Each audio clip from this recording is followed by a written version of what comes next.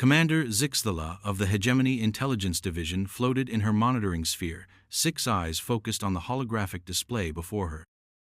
23 years of service had taught her to recognize patterns others missed, anomalies that whispered of hidden truths. Today, those whispers had become screams. The data streams cascading across her neural interface made no sense. For the past 18 months, her deep space monitoring stations had detected gravitational anomalies in the Sol system, the backwater domain of those peculiar primates who called themselves humans. The readings suggested massive construction projects, but that was impossible. Humans barely possessed faster-than-light travel. They certainly couldn't manipulate matter on a scale that would register on sensors 50 light-years away. "Analysis complete, Commander," chirped her assistant, Junior Analyst Kethmel.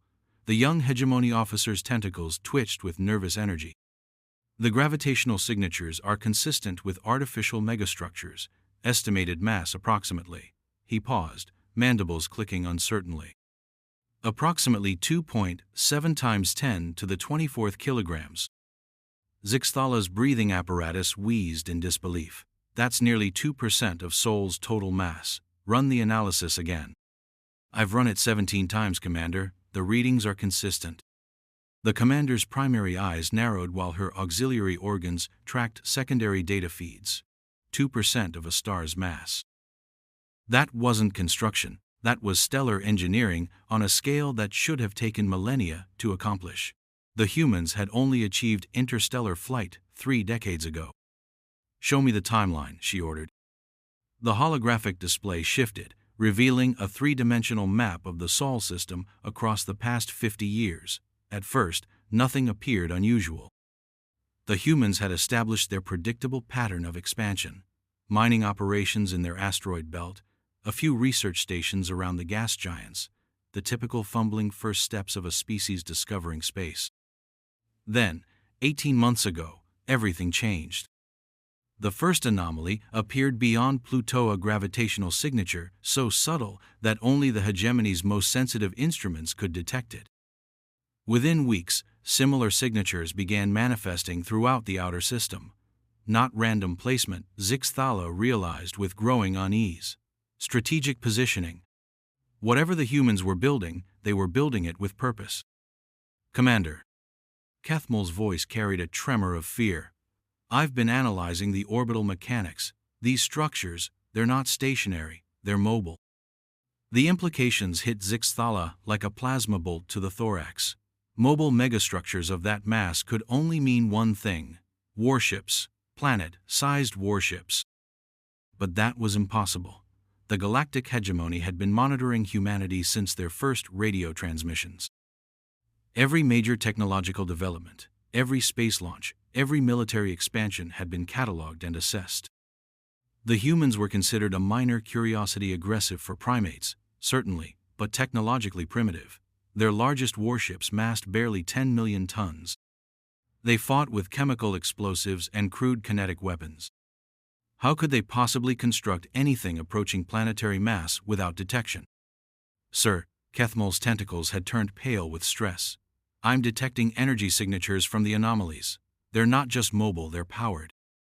Fusion reactors, but the energy output." He paused, double-checking his readings. "The energy output exceeds anything in the hegemony database." Zixthala made a decision that would echo across the galaxy. "Prepare a stealth probe. I want eyes on whatever the humans are hiding." 3 weeks later, the probe's first transmissions arrived at the hegemony monitoring station. Zixthala had prepared herself for many possibilities, but nothing could have readied her for the reality of what humanity had accomplished. The probe had approached the outermost gravitational anomaly with extreme caution, its sensors tuned to maximum sensitivity. What it found defied every assumption the hegemony had made about human capabilities. Floating in the darkness beyond Neptune's orbit was a construct that dwarfed imagination. At first glance, it appeared to be an asteroid, a roughly spherical chunk of rock and metal approximately 8,000 kilometers in diameter. But as the probe's sensors penetrated deeper, the truth became clear. This was no asteroid. This was a warship. The rocky exterior was a shell, masterfully crafted to disguise what lay beneath. Massive fusion reactors powered gravitational manipulators that kept the construct's true nature hidden from casual observation. Beneath the camouflage, the probe detected armor plating that would make a hegemony dreadnought weep with envy, weapon systems that drew power directly from miniaturized stars, manufacturing facilities that could produce entire fleets. And it was not alone. As the probe transmitted its findings, Zixthala watched in growing horror as the scanner revealed the truth of humanity's secret, not one hidden megastructure, but dozens. Each one disguised as a minor planetoid or large asteroid, positioned throughout the outer Sol system with surgical precision. "How many?" she whispered. Kethmol's voice was barely audible. "Current count is 47 confirmed megastructures. Estimated total mass." He swallowed hard. Estimated total mass equivalent to 17 Earth-sized planets. The commander felt her world tilt. 17 planets worth of warships, hidden in plain sight for nearly 2 years. How was this possible? The answer came in the probe's detailed analysis of human construction methods. The humans hadn't built these vessels in space, they had built them on Earth, piece by piece, then launched them in components small enough to avoid detection. The assembly had taken place in the outer system, using asteroid mining operations as cover for the largest construction project in galactic history. But the scale still didn't make sense. Even working with the entirety of Earth's industrial base, the humans shouldn't have been able to marshal the resources for this undertaking. Unless... Kethmol, analyze the probe's spectroscopic data. I want to know where they got the materials. The young analyst's tentacles danced across his console. Minutes passed in tense silence before he looked up, his expression one of pure bewilderment. "Commander, the materials aren't from Sol system, the isotopic signatures. They're from outside our local stellar group. Some of these elements don't exist naturally in this region of the galaxy." Zixthala felt her breathing apparatus seize. "Are you saying they have extragalactic contacts?" "I don't know what I'm saying, Commander. This data suggests the humans have access to resources from thousands of light years away. But that would require..." He paused, the implications crashing over him. "That would require technology more advanced than anything in the hegemony." The revelation struck Zixthala like a cold wind. The humans weren't just hiding warships, they were hiding their true technological capabilities. For 30 years, the galactic hegemony had watched them struggle with primitive rockets and chemical propulsion, assuming them to be exactly what they appeared. A young species taking its first tentative steps into space. What if that had all been theater? "I need to speak with the High Command," Zixthala said quietly. "Immediately." High Admiral Korth Vendax of the hegemony's Third Fleet had conquered 17 star systems in his 2-century military career. He had seen species rise and fall, witnessed the birth of new technologies and the death of entire civilizations. Nothing in that vast experience had prepared him for Commander Zixthala's report. "You're asking me to believe," he said slowly, his forearms folded across his armored chest, "that a species we classified as primitive but promising has secretly constructed a fleet that outmasses our entire navy?" "The gravitational data is undeniable, Admiral," Zixthala replied, her confidence growing stronger with each word. 47 confirmed megastructures, each one capable of independent faster than light travel. Combined firepower estimates suggest they could glass entire planets. The Admiral's primary head tilted thoughtfully, while his secondary head accessed the hegemony's files on humanity. "Their largest recorded vessel is the UES Endeavour crewed research ship massing 12 million tons. You're telling me they've gone from that to planetary mass warships in less than 2 years? Unless they never stopped at the Endeavour, sir. What if everything we've observed has been deliberate misdirection?" The question hung in the air like a toxic cloud. Admiral Korth Vendax had earned his rank through centuries of tactical brilliance, and one lesson had been burned into his consciousness: never underestimate an enemy's capacity for deception. "Show me the historical data," he ordered. The holographic display expanded to encompass 50 years of human activity. At first glance, it showed exactly what the hegemony expected: a species gradually developing space technology, making predictable mistakes, achieving modest successes. Nothing suggested capabilities beyond their apparent level. But as the Admiral studied the patterns with fresh eyes, anomalies began to emerge. The humans' asteroid mining operations had always seemed remarkably efficient for such a young species. Their energy production had grown at a rate that suggested technological innovations far beyond what their public scientific literature indicated, and their space traffic patterns. Admiral Korth Vendax paused the display, focusing on the orbital mechanics. These cargo trajectories, he mused, they don't make sense for simple mining operations. Zixthala highlighted specific data streams. No, sir, but they make perfect sense if you're moving construction materials to hidden assembly points throughout the outer system. The Admiral's tactical mind began connecting dots that had remained invisible for decades.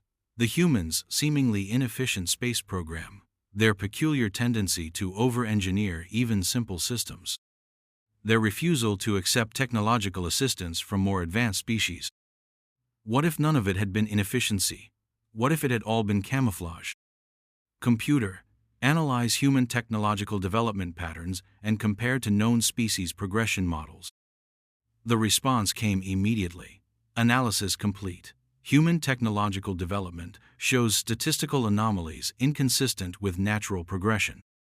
Likelihood of external technological influence or deliberate capability suppression, 97.4%.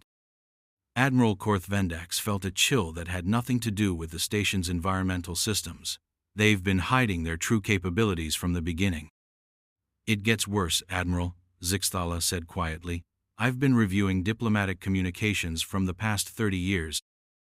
Every time the hegemony offered technological assistance or suggested joint development projects, the humans politely declined. We interpreted this as primitive stubbornness.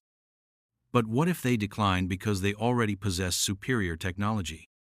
The Admiral's secondary head accessed the diplomatic files, while his primary head continued studying the tactical data. The pattern became clear with horrifying inevitability. The humans had never been seeking the hegemony's help, they had been studying the hegemony's weaknesses. Every diplomatic exchange had been an intelligence-gathering operation. Every cultural exchange had been an opportunity to assess hegemony military capabilities. Every trade negotiation had been a chance to map hegemony logistics networks. For 30 years, the humans had smiled and played the role of grateful newcomers while systematically analyzing every aspect of galactic civilization. And now, they had constructed a hidden fleet capable of challenging the most powerful military force in known space. Admiral, one of his tactical officers called from across the command center. We're receiving priority alerts from monitoring stations throughout the sector. The gravitational anomalies in Sol system, they're moving. The display updated to show the impossible. 47 planetary mass objects accelerating out of the Sol system at velocities that should have been impossible for structures of that size.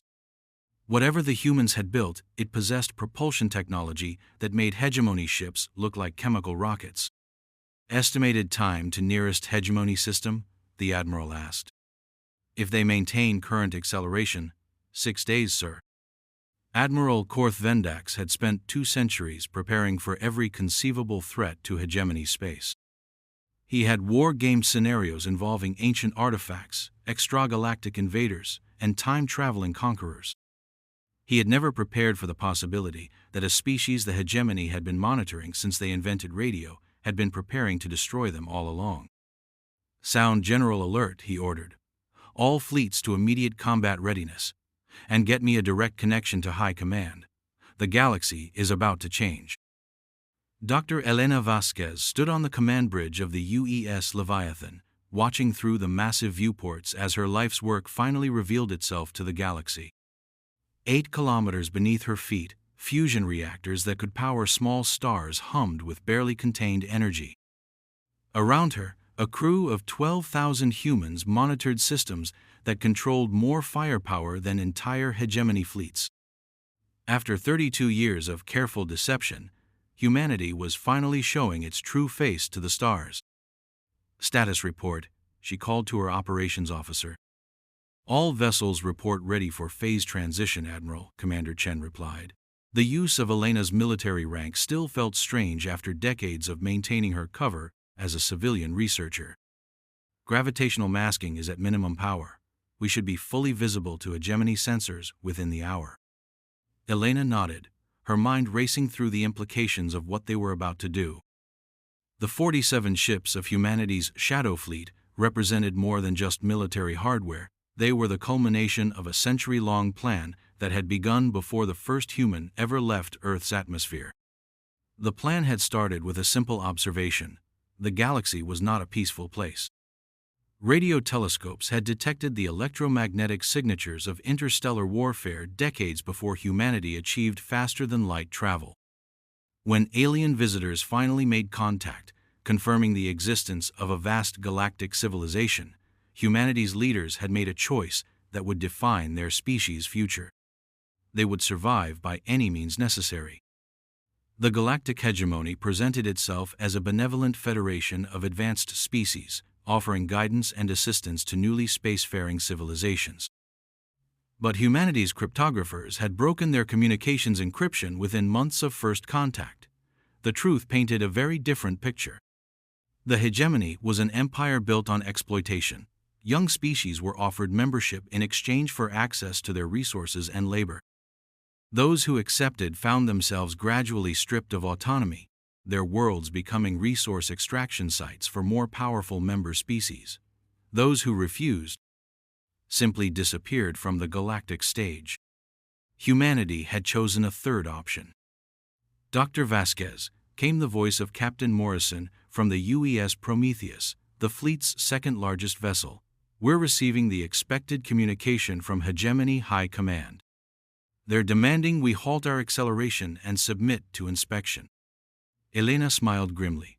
After 3 decades of playing the role of primitive but promising newcomers, it felt good to drop the pretense. Put them through. The main display flickered to life, showing the insectoid features of Admiral Korth Vendax. His 4 arms were rigid with tension, and his compound eyes reflected the stress of a commander facing the unthinkable. Dr. Vasquez, the Admiral began, his translator rendering his chittering speech into accented standard. I demand an explanation for these unauthorized military vessels. The Hegemony Council has no record of human warship construction on this scale. That's because we never asked for permission, Admiral. Elena replied calmly. The Hegemony's charter grants member species the right to defend themselves. We're simply exercising that right. Defending against what? The hegemony has provided protection for human space since first contact. Elena's expression hardened. Protection? Is that what you call the systematic strip mining of the Zelani homeworld? The forced relocation of the Kitharon population? The complete cultural assimilation of the Mortaki? Admiral Korth Vendax's mandibles clicked in surprise. Those were classified operations, known only to the highest levels of hegemony command. How could the humans possibly know about them? I don't know what you think you've learned, the Admiral said carefully, but I assure you that the hegemony operates in the best interests of all member species. We know exactly what the hegemony is, Admiral, Elena replied. We've known since the day you made first contact. Did you really think we'd trust a species that approached us with weapons powered and shields raised? Did you think we wouldn't notice that your research vessels were actually military scouts, mapping our defenses? The Admiral's secondary head tilted in confusion. Our vessels were clearly identified as diplomatic missions. Your vessels were armed with enough firepower to glass continents, Elena corrected. Your diplomats were intelligence officers gathering tactical data.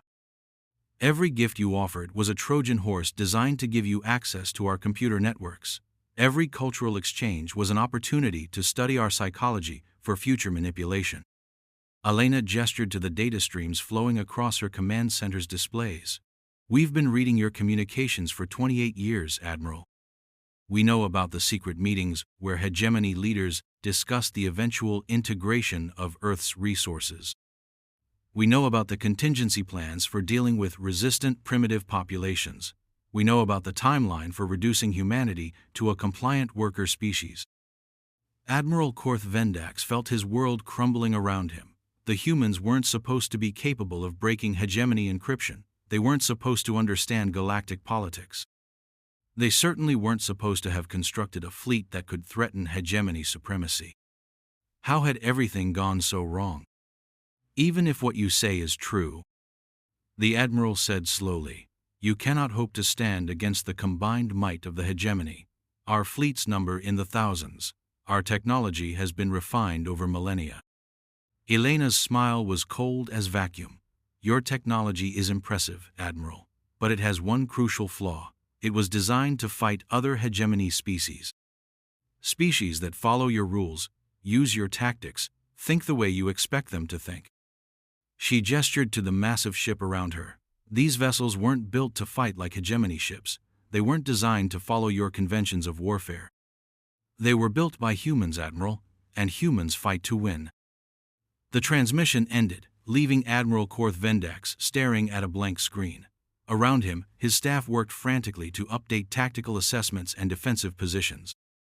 But the Admiral knew with growing certainty that traditional tactics would not suffice against an enemy that had spent 3 decades studying their weaknesses while hiding their own strength. For the first time in his long military career, Admiral Korth Vendax faced an opponent he did not understand, and that terrified him more than all the firepower in human space. The first engagement between human and hegemony forces occurred in the Proxima Centauri system, where a small hegemony patrol fleet had been stationed to monitor human expansion. Admiral Elena Vasquez had chosen the target carefully close enough to human space to ensure rapid communication, but far enough from major hegemony installations to limit immediate reinforcement. The test would be observed by every major power in the galaxy. Captain James Harrison commanded the UES Gibraltar, a relatively small vessel by Shadow Fleet standards at only 3,000 kilometers in diameter. Against him, the hegemony had positioned the patrol fleet Destined Glory, 12 heavy cruisers, 4 battleships, and the fleet carrier Luminous Purpose. To outside observers, it appeared to be a hopeless mismatch. The Gibraltar might outmass the entire hegemony fleet, but mass alone meant nothing if the vessel was too slow and clumsy to bring its weapons to bear. Hegemony doctrine called for rapid maneuvering, overwhelming firepower, and surgical strikes against critical systems. The doctrine had served them well for 1,000 years. It was about to become obsolete. Captain Harrison watched the hegemony formation through his tactical display, noting their approach pattern with professional interest. Textbook fleet engagement doctrine. He observed to his tactical officer, multiple vectors of attack, coordinated targeting, emphasis on mobility over armor. They're treating us like a hegemony dreadnought, Commander Sarah Kim replied. They expect us to lumber forward and try to tank their fire while returning massive but inaccurate salvos. Harrison nodded. The humans had studied hegemony tactics for decades, analyzing thousands of hours of combat footage obtained through covert intelligence operations. They knew exactly how the enemy would approach this fight, which was why they had designed their ships to fight completely differently.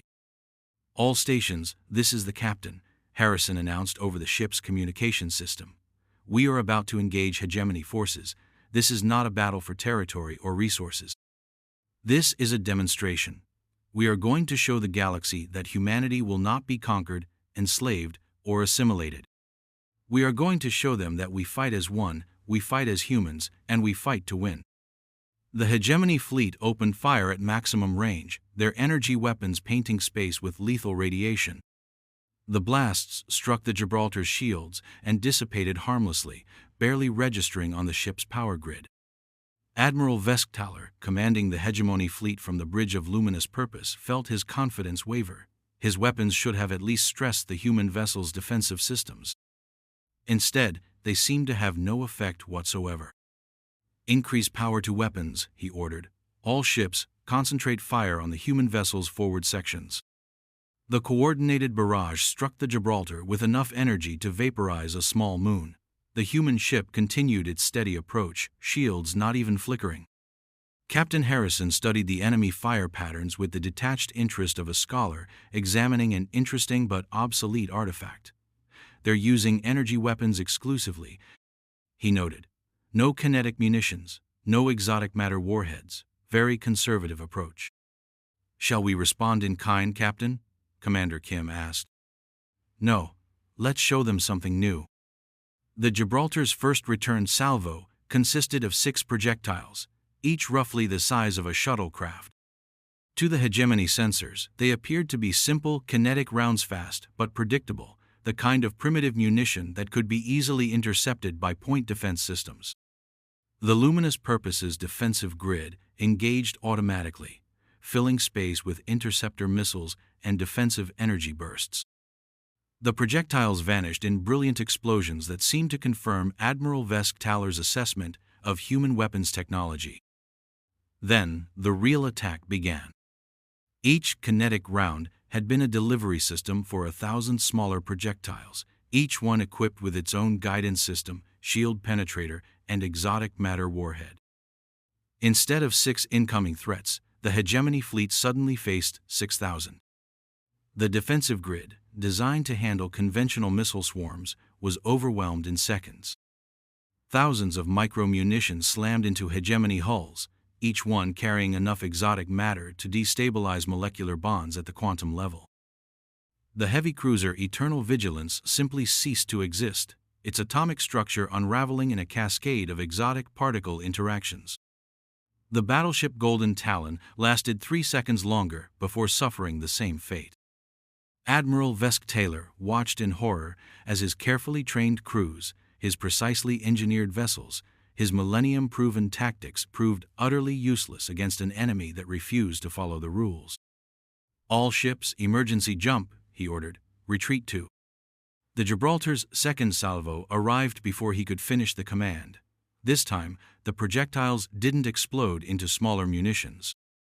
Instead, they generated localized gravitational fields that trapped the remaining hegemony vessels in wells of twisted spacetime. Unable to maneuver, unable to retreat, the proud ships of the destined glory fleet found themselves helpless before weapons that turned physics itself into a tool of war. Captain Harrison opened a communication channel to the surviving hegemony vessels. Admiral Vesk-Taller, this is Captain Harrison of the UES Gibraltar. I'm going to give you and your crews 30 minutes to evacuate to your escape pods. After that, I'm going to demonstrate what happens when you threaten human space. You can't do this, Admiral Vesk-Taller stammered. There are rules of warfare, conventions that civilize species. Admiral, Harrison interrupted gently. We're not a civilized species, we're humans. We're the descendants of persistent predators who hunted mammoth across frozen continents with pointed sticks. We're the species that survived ice ages, plagues, and global wars by being too stubborn to die. We don't follow your rules because we never agreed to them. He paused, letting the words sink in. You have 29 minutes. 28 minutes later, the last hegemony escape pod cleared the combat zone. Harrison waited an additional 60 seconds, then gave the order that would echo across the galaxy. Fire! The Gibraltar's main weapon was not a gun in any conventional sense. It was a dimensional manipulator that could fold space, creating artificial wormholes that transported matter across impossible distances instantaneously. The hegemony fleet didn't just explode, it was teleported, piece by piece, into the heart of Proxima Centauri. The star hiccuped as 12 million tons of exotic metals and complex machinery materialized in its core. Solar flares erupted across its surface, visible from 50 light-years away. Captain Harrison studied the aftermath with satisfaction. The demonstration had served its purpose. Every major power in the galaxy would have monitored the engagement. They would all reach the same conclusion. Humanity possessed technology that made conventional warfare obsolete. Signal Admiral Vasquez, he ordered. Phase 1 complete. The galaxy knows we exist. Time for Phase 2. The emergency session of the Hegemony High Command convened within hours of the Proxima Centauri engagement. Representatives from 12 major species materialized in the Great Chamber through quantum transmission, their holographic forms crackling with barely contained energy and panic. High Counselor Merx Dathan, the ancient leader of the hegemony's ruling species, called the assembly to order with a voice that carried the weight of 1,000 years of dominion. His crystalline form pulsed with agitated light patterns as he addressed the gathering. Fellow counselors, we face a crisis that threatens the very foundation of galactic order. The humans have revealed capabilities that were previously unimaginable. They have demonstrated technology that exceeds our own by orders of magnitude. Most troubling of all, they have done so while successfully deceiving us for over 30 years. Fleet Admiral Korthek of the Titanid Sovereignty, his 8-meter frame bristling with biomechanical implants, gestured with one massive clawed hand. The technical analysis is clear, counselors. The weapons they employed operate on principles that our best scientists classify as theoretically impossible. They manipulated dimensional barriers, generated stable micro-wormholes, and weaponized spacetime itself. Defense Minister Yithkarath, speaking for the Crystalline Collective, added her analysis through harmonic resonance. Our intelligence indicates this engagement was merely a demonstration. The vessel they deployed represents approximately 2% of their total fleet strength. If our projections are correct, they possess enough firepower to sterilize every hegemony core world simultaneously. The chamber fell silent as the implications settled over the assembled leaders. For a millennium, the hegemony had maintained order through overwhelming technological superiority. No member species had ever possessed weapons that could threaten the core worlds. The entire structure of galactic civilization rested on that fundamental assumption. An assumption that was now demonstrably false. High Counselor Merksdathan pulsed with deep blue light, the crystalline equivalent of profound contemplation. We must consider the possibility that our previous assessments of human capabilities were not merely inaccurate but deliberately manipulated. Intelligence analysis suggests their apparent technological limitations were carefully crafted deceptions. The question, Admiral Korthek rumbled, is what they intend to do with these capabilities. Their message was clear: they will not submit to hegemony authority. But do they seek to replace us as the dominant power, or merely to exist independently? As if summoned by the question, the chamber's communication array activated without authorization. The security protocols that should have prevented any external access simply didn't respond. Every defensive system designed to protect the most secret location in hegemony space proved utterly useless against human technology. The holographic image of Admiral Elena Vasquez materialized in the center of the chamber, her human features calm and confident. She looked around at the assembled representatives of galactic power with the same expression a professor might use when addressing particularly slow students. "Honorable counselors," she began, her voice carrying clearly despite speaking through technology that shouldn't have been able to penetrate hegemony security. "I apologize for the dramatic entrance, but I felt it was important to address your concerns directly."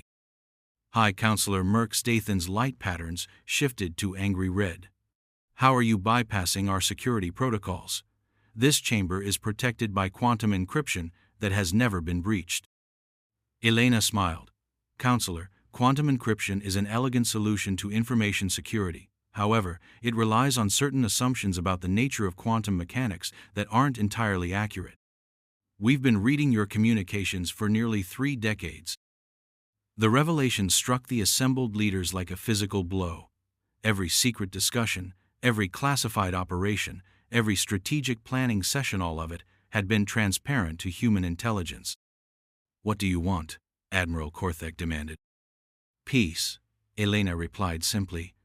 "But peace on our terms, not yours. You see, we've studied your history very carefully. We know how the hegemony treats species that show promise.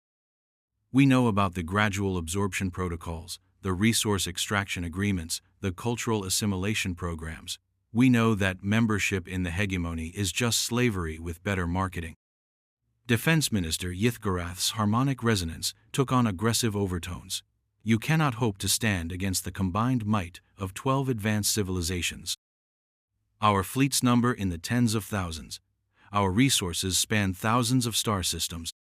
"Minister," Elena said gently, "may I remind you that 6 hours ago you believed we were a primitive species with chemical rockets and fusion reactors. Your assessment of our capabilities has been wrong for 30 years. What makes you think it's accurate now?" She gestured, and the chamber's display system supposedly isolated from any external network activated to show a tactical overview of the galaxy.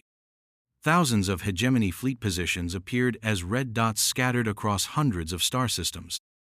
Then, the display updated to show human positions. Blue dots appeared throughout hegemony space, concentrated around every major fleet base, every core world, every strategic resource point. Not dozens or hundreds of positions, thousands. "We've been watching you," Elena explained calmly. "For 3 decades, we've mapped every aspect of your civilization. We know where your fleets are stationed, where your resources are stored, where your leaders live. We know your defensive capabilities, your response times, your tactical doctrines." High Counselor Merksdathan's light patterns fluctuated wildly. "Impossible. Our sensors would have detected any human presence in our territory." "Would they? Your sensors are designed to detect hegemony technology. They look for fusion signatures, gravitational anomalies, electromagnetic emissions. They don't look for quantum-masked installations powered by zero-point energy and constructed from programmable matter." Elena's expression grew serious.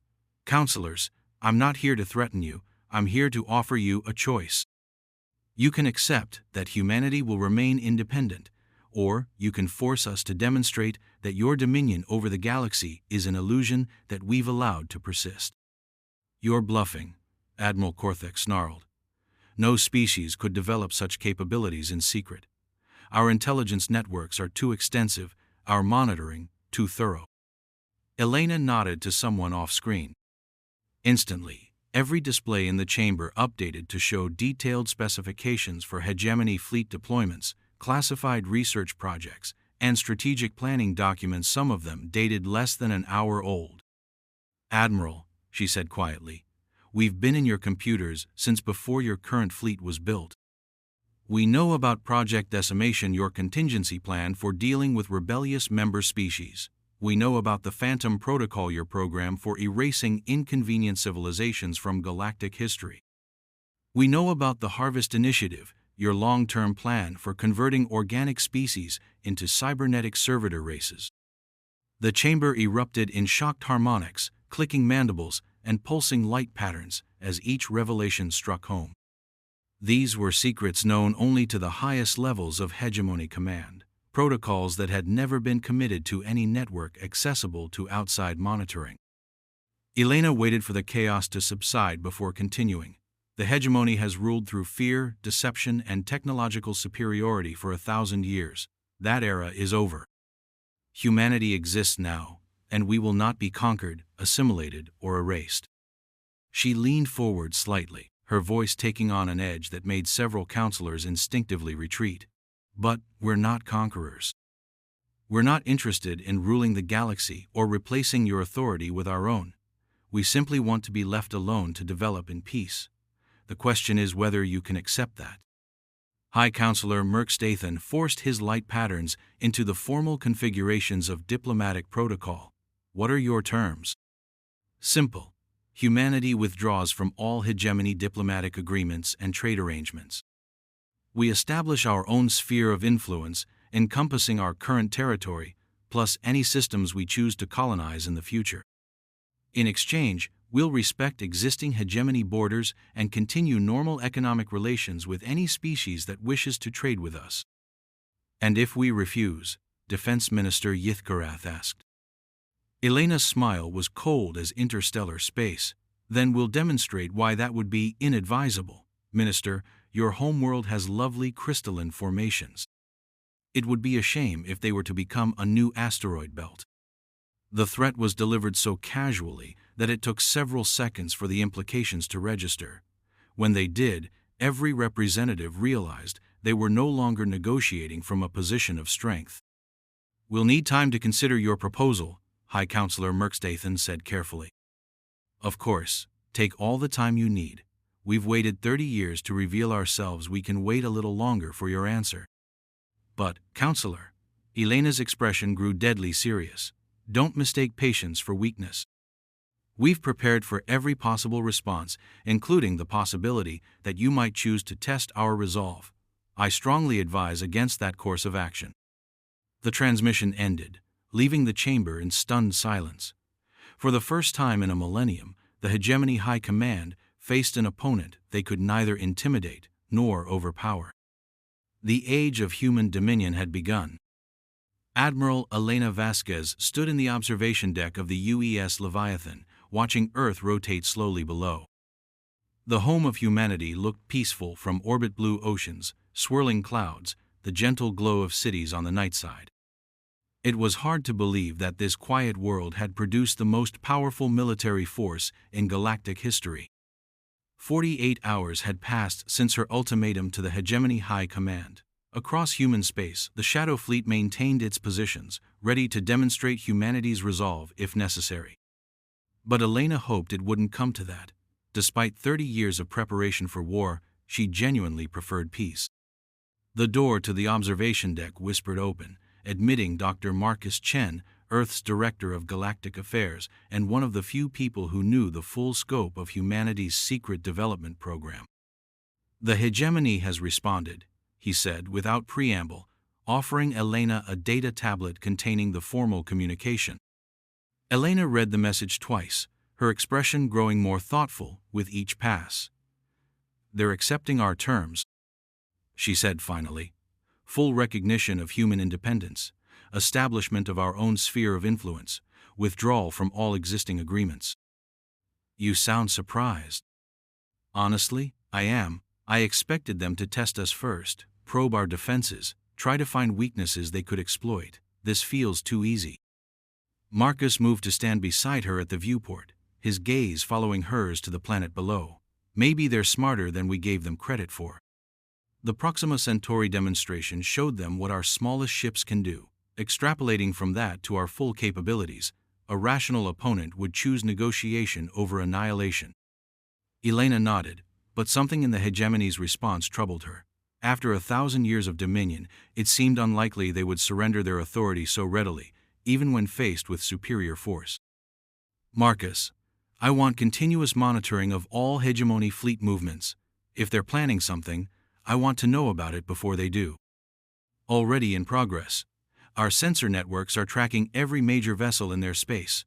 So far, everything appears normal routine patrols, scheduled supply runs, standard fleet rotations."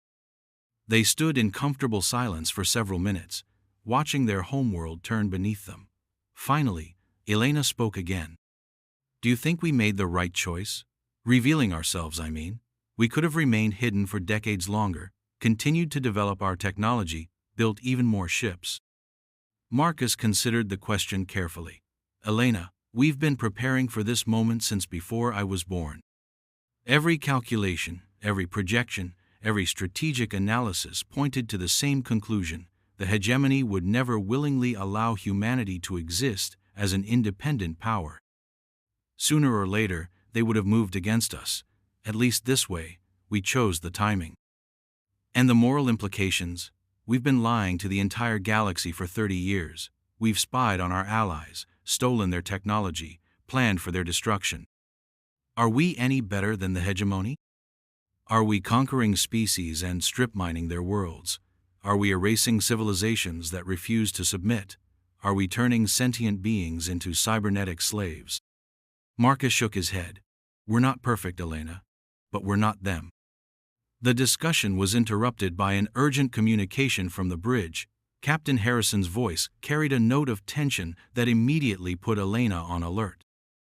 "Admiral, we're detecting massive gravitational anomalies throughout Hegemony space. It looks like they're mobilizing their entire fleet." Elena and Marcus exchanged glances before hurrying to the command center. The main display showed a tactical overview of the galaxy, with thousands of red dots moving in coordinated patterns throughout Hegemony territory. "Analysis?" Elena demanded. Commander Kim, the ship's tactical officer, highlighted specific formations. "They're not moving toward human space, Admiral. They're consolidating around their core worlds and major installations. Defensive positioning.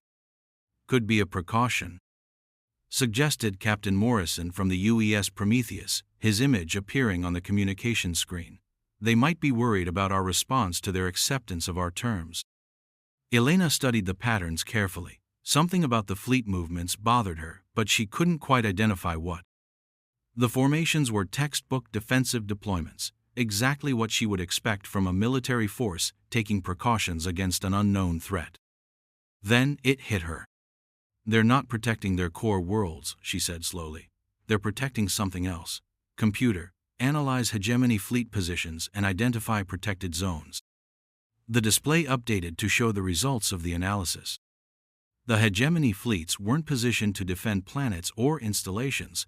They were surrounding empty regions of space, areas that contained nothing of apparent strategic value. "What's in those zones?" Elena asked. Commander Kim worked frantically at her console. "According to our intelligence database, nothing, Admiral. Empty space, a few asteroids, some minor resource extraction sites." Elena felt a chill of premonition. "Scan those areas with everything we have: full spectrum analysis, gravitational sensors, quantum field detectors. I want to know what they're hiding." The results came back within minutes, and they changed everything. "Admiral," Commander Kim's voice was barely a whisper, "I'm detecting artificial structures in all 7 protected zones, massive structures, comparable in size to our own vessels." "The hegemony has their own secret fleet," Elena breathed. "They've been building in secret, just like us." Marcus felt the blood drain from his face. "How many ships?" "Preliminary count suggests over 300 megastructures, Admiral, each one massing between 2 and 5 times the size of our largest vessels." Elena stared at the display in growing horror.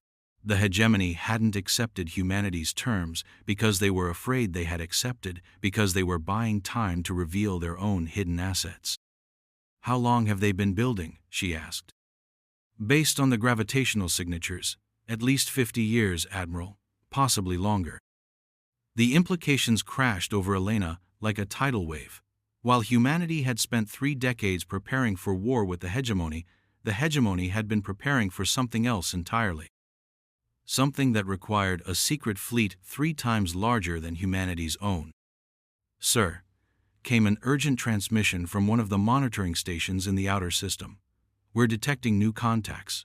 Unknown vessels approaching from galactic north, south, and east. They're huge, Admiral. Each one is larger than anything in our database." Elena felt the universe tilt around her. "How many?" "Thousands, Admiral. Maybe tens of thousands. And they're not using any propulsion technology we recognize."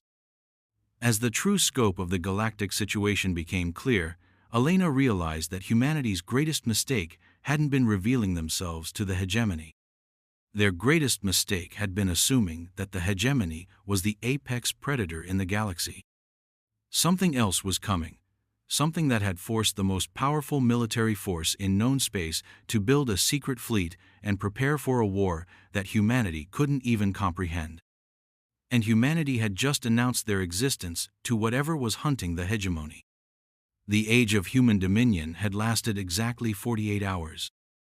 The revelation came through a desperate transmission from High Counselor Merksdathan himself, broadcast on all emergency frequencies and directed specifically at Admiral Elena Vasquez.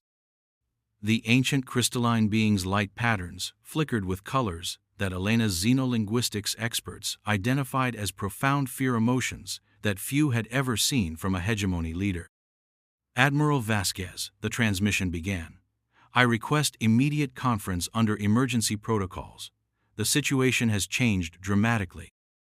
What we face now threatens not just our civilizations, but all organic life in the galaxy." Elena studied the message carefully, noting the desperation in the High Counselor's harmonic patterns. After 30 years of careful deception, it was tempting to dismiss this as another hegemony manipulation. But the readings from their long-range sensors suggested otherwise. The unknown fleet approaching from 3 directions numbered in the thousands. Each vessel massed at least 50 times larger than anything humanity had built, and they moved through space using principles that seemed to violate fundamental laws of physics. "Open a channel," Elena ordered. High Counselor Merksdathan's holographic form materialized in the command center of the UES Leviathan, his crystalline structure pulsing with rapid, agitated light patterns. When he spoke, his normally authoritative voice carried undertones of genuine terror. "Admiral, we must put aside our differences. The Devourers have returned." Elena frowned. The what? The Devourers, an extragalactic species that invaded our galaxy approximately 12,000 years ago. They consume organic matter to fuel their reproduction cycle, converting entire biospheres into additional devourer vessels. The last time they came, they eliminated 97% of all organic life before they could be stopped. The command center fell silent as the implications sank in. Elena's mind raced through the tactical assessments she'd been receiving. If the approaching fleet represented the vanguard of an extragalactic invasion force, how were they stopped before, she asked. A coalition of organic species, led by the precursors, the civilization that founded the original hegemony. They developed weapons capable of disrupting devourer reproductive cycles and drove them back beyond the galactic rim. But the cost?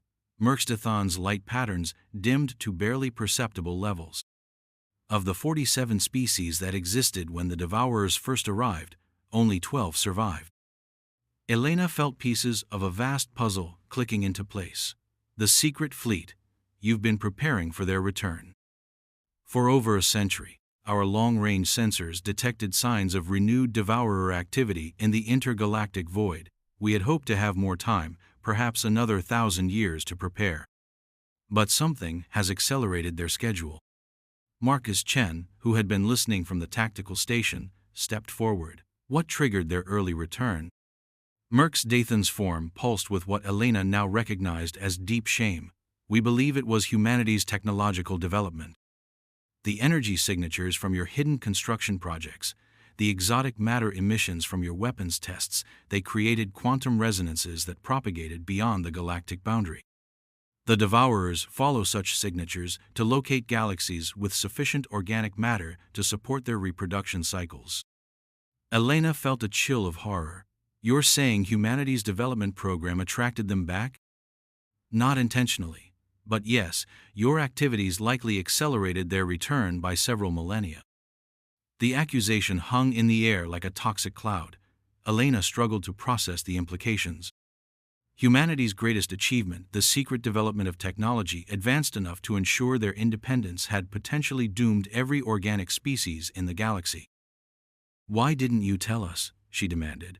Why didn't you warn us about the Devourers when you first made contact? Because we needed you to develop your technology as rapidly as possible, Merxtethon admitted. Our analysis indicated that humanity possessed unique capabilities that might prove crucial in the coming war. Your species' tendency toward rapid innovation, your capacity for thinking outside established paradigms, your willingness to embrace seemingly impossible solutions, these traits were precisely what we needed. Elena stared at the hegemony leader in disbelief. The entire first contact protocol was a setup. You were manipulating us from the beginning. Yes, we presented ourselves as a benevolent but superior civilization, knowing that humanity would respond by either submitting or developing countermeasures. Your species' history suggested you would choose the latter. We needed you to become the most advanced military force in the galaxy without realizing that was your intended role. Marcus leaned against the tactical console, his face pale with shock. The conflicts, the pressure, the implied threats, you were deliberately pushing us to develop weapons that could fight the Devourers. Every diplomatic interaction was carefully calculated to encourage human technological advancement. Every trade agreement was designed to provide access to materials you would need for advanced weapons development. Every cultural exchange was an opportunity to observe your progress and guide your research toward solutions we could not achieve ourselves. Elena felt a complex mix of rage and admiration. The hegemony's manipulation had been masterful, spanning decades and involving careful psychological programming of an entire species. But it had also produced exactly the result they intended. The question, she said slowly, is whether it worked. Are we advanced enough to fight the Devourers? Unknown.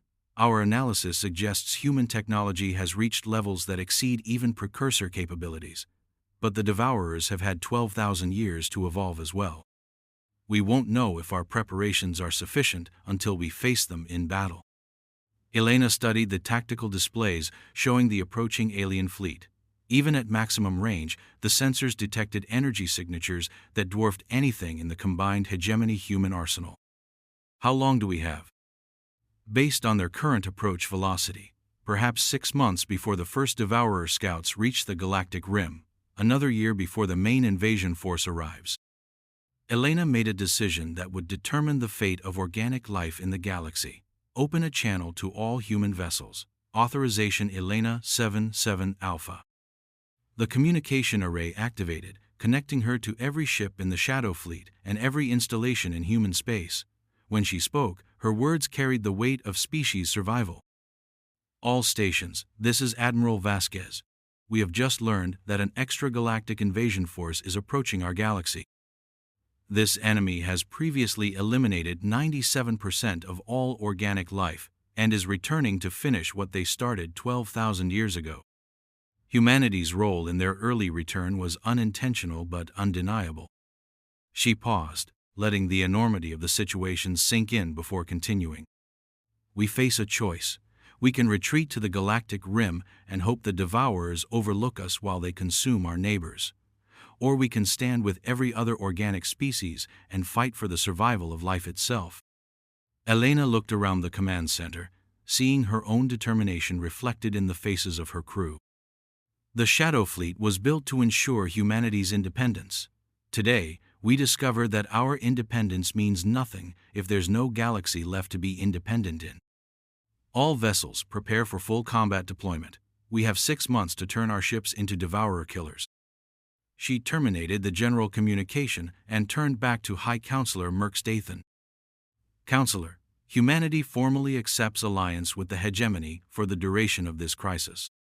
We'll need complete access to your research on Devourer technology, tactical assessments, and historical records. In exchange, we'll provide full technical specifications for our most advanced weapon systems. Merkstathan's light patterns shifted to configurations Elena had never seen before, patterns that her xenolinguistics database identified as profound gratitude mixed with hope. Admiral, on behalf of the galactic hegemony, I accept your alliance. Together, perhaps we can preserve what the precursors died to protect. Elena nodded grimly. Humanity had spent 30 years preparing for war against the hegemony. Now they had 6 months to prepare for war against the destroyers of galaxies. The real test of human ingenuity was about to begin. 6 months later, Admiral Elena Vasquez stood on the command deck of the UES Infinity, the largest and most advanced vessel ever constructed by any species in galactic history. Around her, a crew of humans and hegemony personnel worked side by side, monitoring systems that represented the combined technological achievement of thousands of years of development. The galaxy had changed beyond recognition in the months since the Devourer threat became known. The careful boundaries between species had dissolved as every organic civilization contributed their expertise to the desperate preparation for invasion. Human manufacturing capabilities merged with hegemony scientific knowledge, crystalline collective harmonic weapons technology, and titanid sovereignty biomechanical systems. The result was a fleet unlike anything the galaxy had ever seen.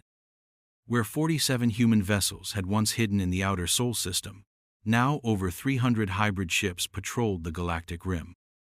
Each one combined human dimensional manipulation technology with hegemony exotic matter engineering and weapon systems that existed at the intersection of physics and impossibility. Status report, Elena called to her operations officer. Long-range sensors confirm contact with Devourer scout forces at Grid 7-7 Alpha, reported Commander Chen Marcus's daughter and one of the first graduates of the Joint Human Hegemony Command Academy. Estimated time to main force arrival, 48 hours. Elena nodded, her mind focused on the enormous task ahead. The scout engagements had provided crucial intelligence about Devourer capabilities, and the results were both encouraging and terrifying. The enemy used technology based on principles that organic minds could barely comprehend. They converted matter directly into energy and energy back into matter at will. They manipulated gravitational fields as easily as humans manipulated electromagnetic radiation. They appeared to exist partially outside normal spacetime, making them extraordinarily difficult to target with conventional weapons. But they had weaknesses. The fusion of human creativity with hegemony knowledge had identified critical vulnerabilities in Devourer designs. Their reliance on quantum coherence for interstellar travel could be disrupted. Their reproductive cycles could be interrupted by specific exotic particle bombardments. Their hive-mind communication network could be overloaded with carefully crafted information warfare attacks. Most importantly, they could be killed. Admiral, came a transmission from High Counselor Merksdathan aboard the Hegemony flagship Eternal Defiance. All Allied forces report ready for deployment. The galaxy stands united. Elena smiled grimly at the irony. Humanity had revealed themselves to prevent conquest by the hegemony, only to discover that both species faced extinction from an enemy neither could defeat alone. The crisis that should have meant the end of organic civilization had instead created the greatest alliance in galactic history. Signal all ships, Elena ordered. Prepare for dimensional transition to Rally Point Alpha. Today, we discover whether intelligence can triumph over hunger, whether creativity can overcome consumption, whether organic life has the right to exist in this galaxy. She paused, thinking of Earth spinning peacefully in its orbit, of the billions of humans who had no idea their species had become the tip of the spear in a war for the survival of life itself. All stations, this is Admiral Vasquez. We go now to face an enemy that has devoured countless galaxies, that sees organic life as nothing more than fuel for its expansion. They expect us to die as countless others have died before, us afraid, divided, overwhelmed by their superiority. Elena's voice carried across the vast fleet, reaching every human, every hegemony officer, every member of every species that had chosen to stand against the darkness. They're about to learn that they've never faced anything like us before. They've never encountered a species that builds planet-sized warships in secret just to ensure their independence. They've never fought an enemy that spent 30 years preparing for the wrong war and then rebuilt their entire military doctrine in 6 months. They've never met humans. The fleet began its transition into dimensional space, thousands of vessels moving in perfect coordination toward humanity's greatest test. Today, we teach the Devourers why organic life has survived for billions of years despite every catastrophe the universe could produce. Today, we show them that some prey bites back. Today, we prove that humanity and all those who stand with us will not go quietly into extinction. The UES Infinity led the fleet into the interdimensional storm, carrying with it the hopes of every organic species in the galaxy. Behind them lay everything they had ever known. Ahead lay either victory or the end of all things. But as Elena watched the stars wheel around them in patterns no organic mind had ever seen, she felt something that surprised her: confidence. Humanity had spent its entire existence preparing for the impossible. They had thrived on disaster, evolved through catastrophe, and grown stronger with every challenge that should have destroyed them. The Devourers had made one crucial error in their calculations. They had assumed that a species capable of building planet-sized warships in secret was like every other species they had encountered. They were about to discover just how wrong they could be. In the distance, exotic radiation from the approaching Devourer fleet painted space in colors that had no names. But closer, much closer, the combined might of organic civilization prepared to write a new chapter in the history of the galaxy. The age of hiding was over. The age of running was finished. The age of humanity and all those who chose to stand with them had begun.